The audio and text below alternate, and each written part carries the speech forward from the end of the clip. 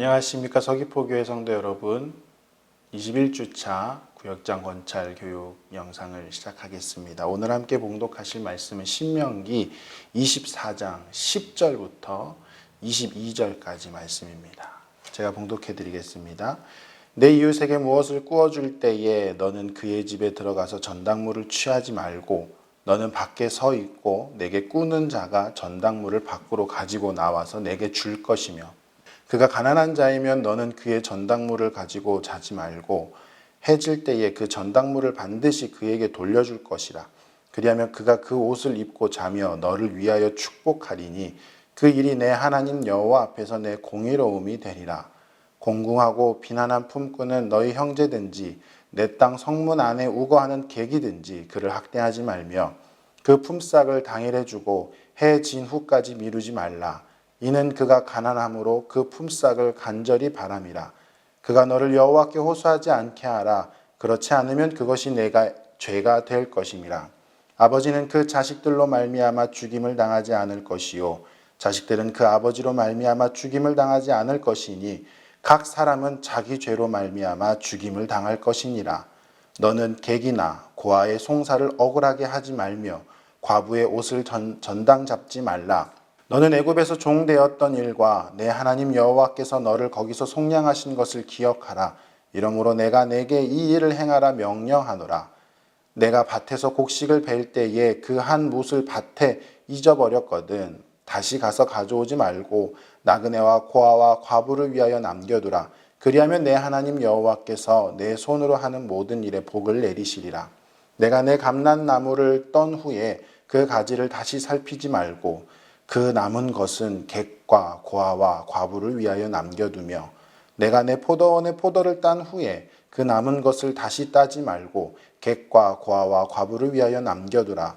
너는 애굽 땅에서 종되었던 것을 기억하라. 이러므로 내가 내게 이 일을 행하라 명령하노라. 아멘. 우리가 살아오면서 우리는 하나님께 은혜라는 것을 받습니다. 그런데 더 살아가다 보면 우리가 또 한 가지의 모습이 보이는데 그것이 무엇이냐면 그 은혜를 잊어버린다라는 것이죠. 우리가 그 받은 은혜들을 분명하게 기억해야 됨을 하나님께서는 오늘 본문 말씀 속에서도 말씀하여 주시고 계십니다.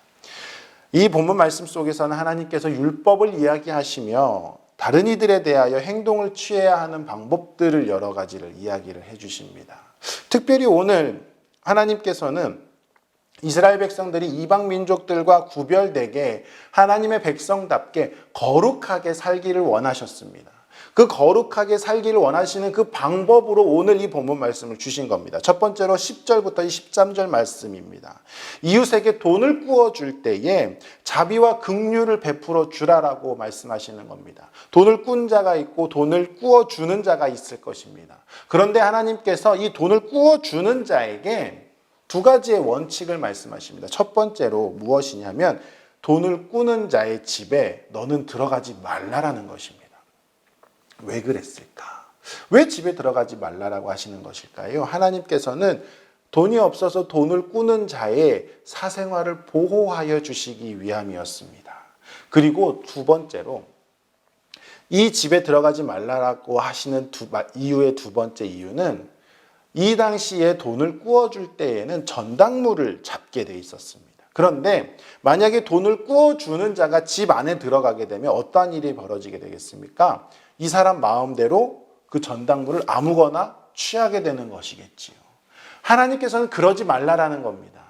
전당물을 잡아주는 건 좋은데 그 전당물을 선택하는 건 돈을 꾸는 자에게 주라라고 말씀하시는 것이죠. 그래서 이 사람이 이걸 전당물로 맡기겠습니다 했을 때 그것을 보고 전당물을 받고 돈을 구워주라. 너는 그것을 선택할 수 없다라는 겁니다. 철저하게 이 약자를 보호하십니다. 자, 그러면서 두 번째, 이 돈을 빌려준 사람이 지켜야 되는 두 번째는 무엇이냐면 만약에 빚을 지는 자가 돈을 꾸는 자가 전당물로 내놓은 것이 겉옷이면 우리가 입고 있는 이러한 겉옷이면 그 겉옷을 전당물로 잡은 다음에 그날 밤이 되기 전에 돌려주라라는 겁니다. 왜 돌려줘야 될까요? 내가 이걸 전당물로 잡았던 것인데 그 이유는 이렇습니다. 우리는 지금 잠을 잘 때 이불이라는 것을 덮고 잠을 자지만 그 당시에는 이불이 없었습니다. 그 당시에는 우리가 낮에 입었던 그 겉옷이 이불이 되었습니다. 밤이 되면 그것으로 이불 삼아서 이렇게 몸을 보호하는 효과까지 누리며 살았던 것입니다. 즉 지금 이 돈을 빌리는 사람은 이 겉옷이 없으면 그 밤에 너무나도 춥게 잤어야 했습니다. 그런데 반대로 돈을 빌려주는 사람은 어떻겠습니까? 그들의 손에 이 겉옷이 가면 이 겉옷은 어디로 가겠습니까? 그 사람이 입을까요? 아니요. 이 사람은 돈 많습니다. 더 좋은 옷이 있을 건데요.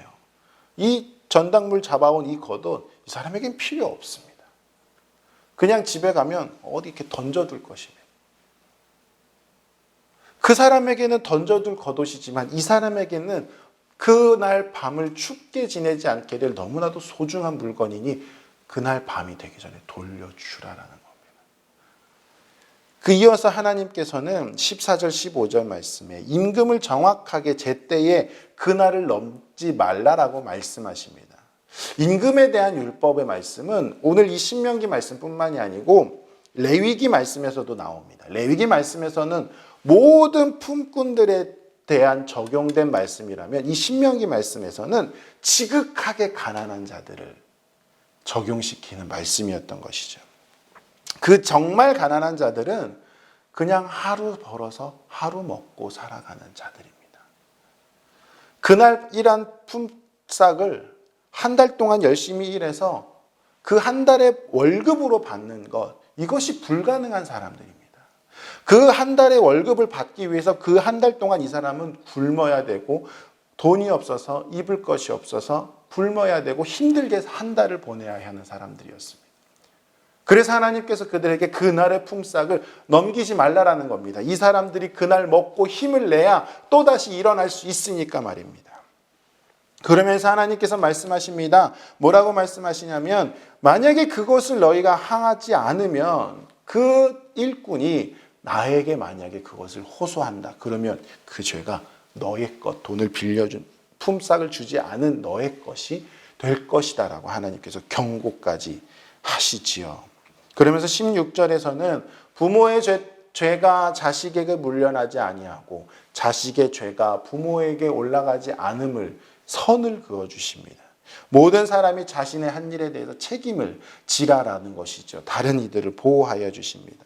그러면서 17절, 18절 말씀에서는 약자를 보호하십니다. 객이나 고아의 송사를 억울하게 하지 말며 과부의 옷을 전당 잡지 말라시는 것이지요. 성경에서 나오는 사회적 약자라고 한다면 이러한 부류들을 말씀을 하십니다. 이스라엘에 정착하여 살아가는 이방인, 그리고 나그네, 과부, 그리고 고아들. 이방인, 나그네, 과부, 고아. 이 네 부류의 사람들이 하나님께서 말씀하시는 사회의 약자들입니다. 왜 이 사람들이 사회의 약자들이냐면 이 사람들은 경작할 땅이 없어서 걷어들일 수입이 없습니다. 그리고 그래서 빈곤에 허덕이며 경제적으로 쉽게 착취당하고 부당한 대우를 받을 수 있는 사람들이 바로 이 사람들이었습니다. 매일매일의 삶이 절박한 상황에 놓여 있는 사람들이었지요. 하나님께서는 이러한 사람들에게 학대해서도 안 되고 차별해서도 안 되며 공평과 정의로 보살펴 줄 것을 말씀하십니다.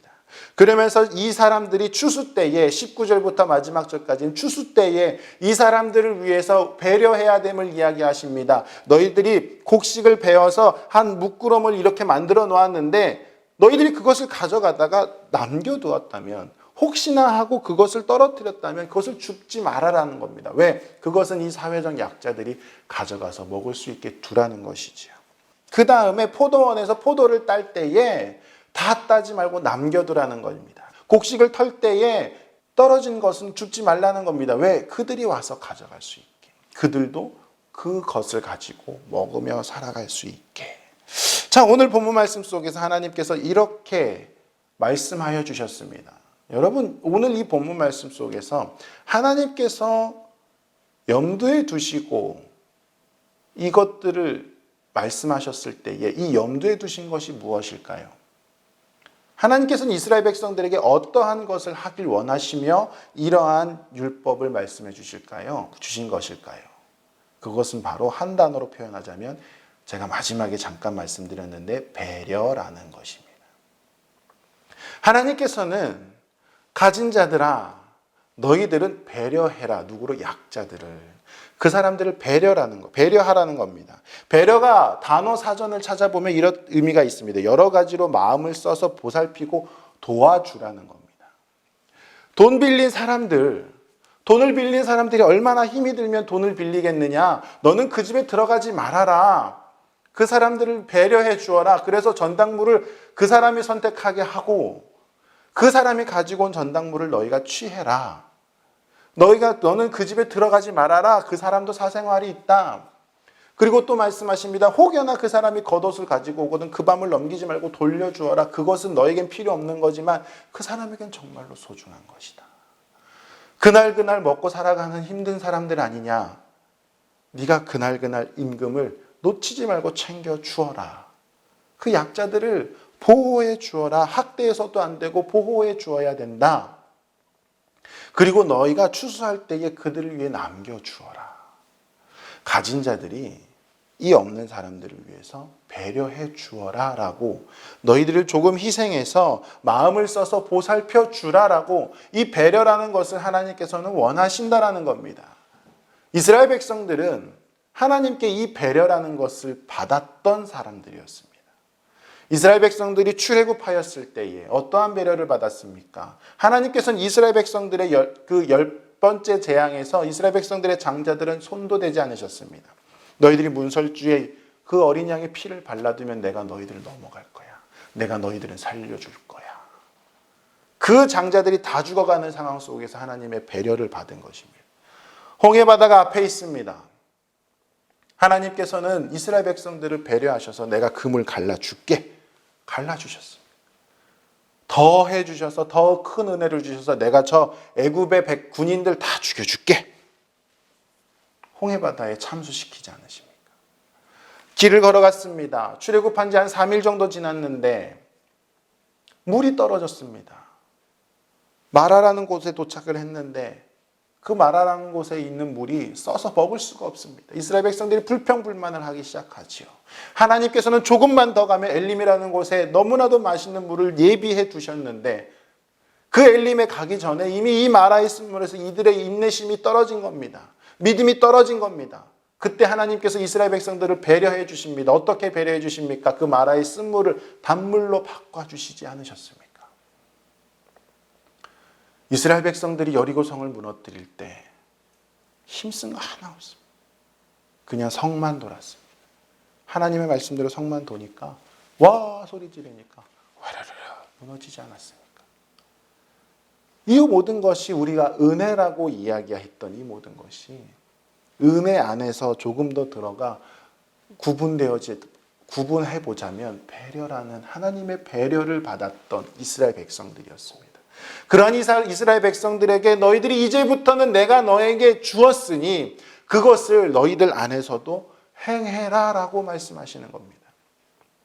우리가 이 교회 안에서 살아갈 때에, 우리가 이 가정 안에서 살아갈 때에, 교회 안에서 살아갈 때에, 세상 속에서 살아갈 때에 크리스찬이라면, 하나님의 제자라면, 예수님의 제자라면 우리 안에 분명히 있어야 할 것이 있습니다. 그것이 뭐냐면 내가 아닌 이웃을 사랑하는 마음, 배려. 다른 사람을 먼저 생각하라 하셨습니다. 남을 나보다 낮게 여기지 말라라고 하셨습니다. 그런데 우리는 우리 마음속에서 점점 더 나 자신을 높여갑니다. 내가 제일 중요합니다. 내가 힘들지 않아야 다른 사람을 도와줄 수 있다라고 이야기합니다. 예, 맞습니다. 그런데 하나님께서 말씀하시는 건 너 자신을 죽이고 다른 사람에게 배려해 주어라. 다른 사람의 마음을 쓰고 그 사람을 신경 쓰고 보살펴 주어라. 이웃을 사랑해라. 예수님께서 말씀하신 그 새로운 계명이 아니었습니다. 구약 성경에 나오는 그 모든 율법을 간략하게 축소해서 말씀하신 겁니다. 하나님을 사랑하고 이웃을 사랑해라. 너 자신을 사랑하는 것도 중요하지. 그런데 그것만큼 하나님 사랑하고 이웃도 사랑해야 된다. 무엇이 먼저가 아니야. 이웃을 사랑하고 배려하는 것이 너에게 있어야 된다라고 말씀하시는 것입니다. 말씀을 마치겠습니다. 하나님께서는 그 이웃에게 배려를 하라라고 말씀하십니다. 그러면서 뭐라고 말씀하시냐면 기억하라라고 말씀하십니다. 무엇을? 내가 너를 배려해 준 것을 기억하라라는 겁니다. 그때에 너희들의 과거에 너희들이 약자였을 때에 내가 너희에게 베풀어 준 그 배려를, 너희가 받은 그 배려를 이제 내가 나의 자녀가 되고 내가 지켜주고 있으니 이제는 너희들이 그 배려를 베풀어 주라라고 말씀하시는 겁니다. 오늘 이 영상을 보고 계시는 우리 서귀포교회 성도님들에게도 하나님께서 말씀하고 계십니다. 우리 성도님들의 삶 속에 하나님께서 베풀어 주신 은혜, 그 배려가 분명히 있을 것입니다. 그것들을 한번 되짚어 보시고 내가 받은 그 배려, 그 은혜를 기억하시며 나누어 줄 수 있는, 나의 가정에 있는 나의 남편, 나의 부인, 나의 자녀들에게 배려를 베풀어 주시고, 우리가 교회 안에서, 이 공동체 안에서 내가 베풀 수 있는 배려가 무엇이 있는지, 나의 자리를 양보해 주는 것, 점심 식사를 하면서 식사 순서를 조금씩 양보해 주는 것, 싸우지 않고 배려해 주는 것, 우리 공동체 안에서 상대방의 마음을 먼저 헤아려 주는 것, 세상 속에서 우리가 이 세상 사람들에게 크리스찬들이 베푸는 배려는 이런 것이다를 보여줄 수 있는 것, 그것이 우리가 이번 한 주 동안 행해야 될 모습일 줄 믿습니다. 우리가 그것을 행하며 기도하며 하나님이 베풀어 주신 그 은혜를 기억하며 나눌 수 있는 서귀포교회 성도님들 되시기를 간절히 소망합니다. 기도하겠습니다. 사랑의 하나님 아버지, 감사합니다. 우리에게 은혜를 베풀어 주시고 배려를 하여 주심에 감사합니다. 받은 그 은혜, 그 배려를 기억하며 세상의 교회에서, 가정에서 그 배려를 베풀며 살아가는 저희들 될 수 있도록 도와주시옵소서. 감사드리며 예수님의 이름으로 기도드립니다. 아멘.